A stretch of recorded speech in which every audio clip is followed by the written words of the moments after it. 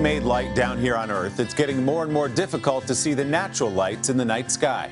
Harry Smith traveled to a Colorado town that's changing the view above by going dark.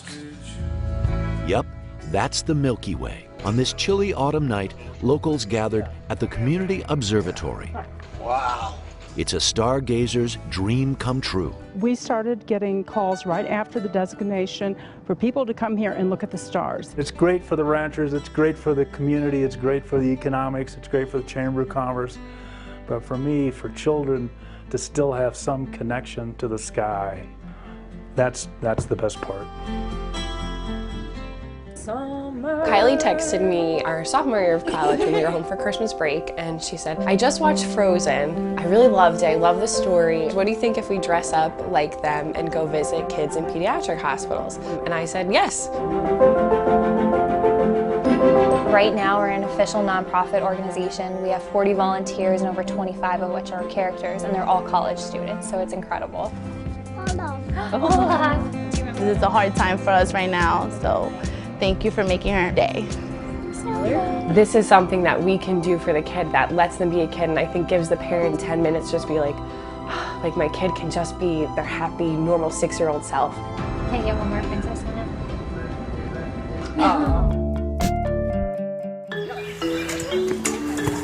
I'm Steve. And I'm Rob. In May, the couple adopted 6 brothers and sisters who'd spent almost 5 years in foster care. We probably thought 2 or 3.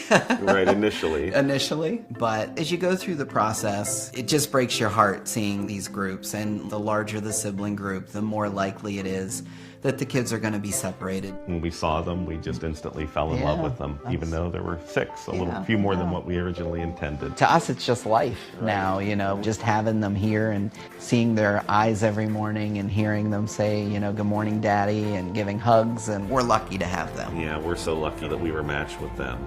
You know, we're the lucky ones.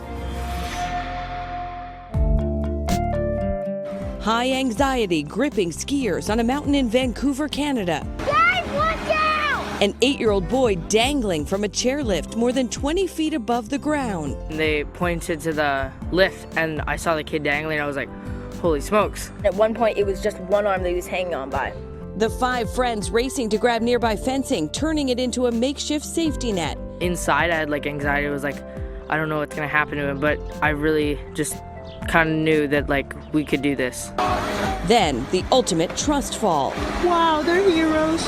Grouse Mountain Ski Resort telling NBC News their quick thinking and immediate actions are commendable, adding the boy who fell wasn't hurt. As for the group of friends, they're just glad they could help. Matt Roten from Murrieta, California. He was nominated for an ambush by his 8-year-old daughter, Marley. All right, Marley, are you ready to see your dad? All right, here is Matt before. Okay, keep your blindfold on. Come on, let's see the new Matt. Come on out, Matt. What? Marley was right. Oh, okay. My God. All right, Marley, let's see if you're going to recognize your dad. Take off your blindfold. Dad, look down.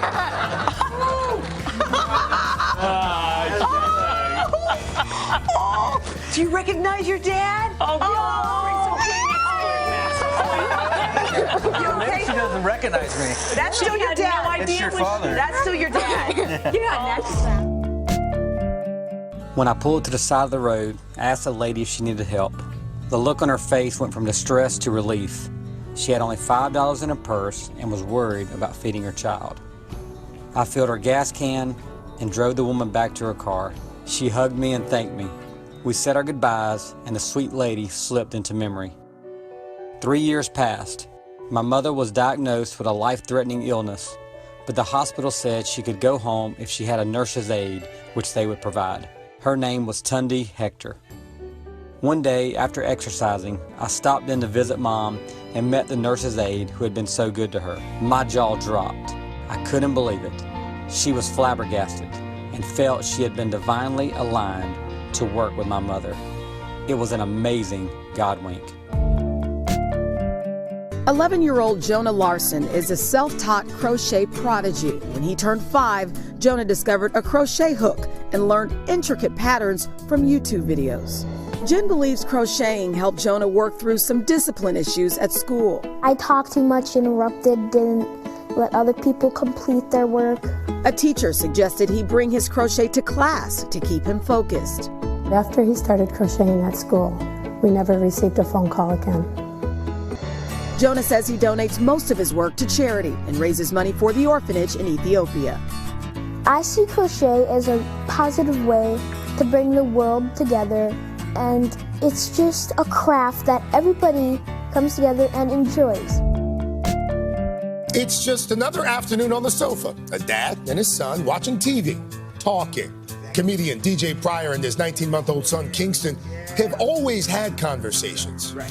What do you think it is about the video that really compelled so many people to click and watch? I think you just see a father connecting with his child, which you don't often see. Yeah. So when you see that, it resonated with people. It felt real, it was organic, and it was. I've always talked to my kids so they could know how to communicate. With him, I know if he points at something, I know at least what the subject is. So if he's pointing at this toy, I know we're talking about this toy. I don't know what he's saying exactly, but I'll translate and he'll work back and forth with me. And so he's 19 months, right? Yes. Does he have some words that he'll when he wants to, daddy, go, daddy, you know, when he wants to, he gets with it. Like when we leave, as soon as the camera's cut off, he's gonna have a whole lot to say. Right now he's like, everybody wants something, I'm not gonna do it.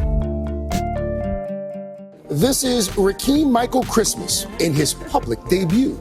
Your grandfather now. I saw your face light up there with Rakeem. What's that like? It's fun, you know, because I can actually hold him and play with him, and I'm having fun watching. The legendary competitor now in a new phase of life, 16 years after retiring from basketball. Michael Jordan is building on his legacy with philanthropy and community service. At least $3 million for hurricane relief, $5 million for the African American History Museum, millions to Make-A-Wish, millions to Chicago area charities. I see a certain need. I feel a certain warmth about it. If I feel like I'm making a difference, that's all that matters to me. At the end of the day, if you know you're providing services for people in need, that's all that matters. Here is Lorna's before, and let's see Lorna's after. Come on out. Wow. Uh-oh, hot mama, hold on. All right, George, you ready? Take off your blindfold and look at your hot bride.